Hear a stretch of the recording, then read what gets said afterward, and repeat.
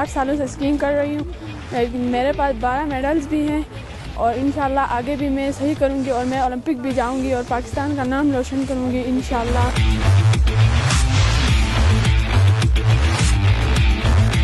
Pakistan air force की वजह से हमें ये इक्विपमेंट्स मिले हैं, उसकी वजह से हमें बहुत सारी फैसिलिटीज़ मिल रहे हैं, तो मैं यहाँ बहुत इंजॉय कर रही हूँ। Thank you.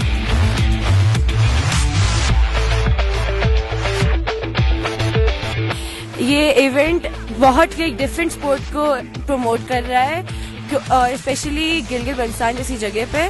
स्कीइंग एक ऐसा इवेंट है जो कि पाकिस्तान में कभी पहले नहीं हुआ था और लड़कियों को इतना मौका भी नहीं मिलता पाकिस्तान में स्पोर्ट्स के लिहाज से। इस इवेंट की वजह से पाकिस्तान का इमेज पूरी दुनिया में बहुत बेहतर हो रहा है।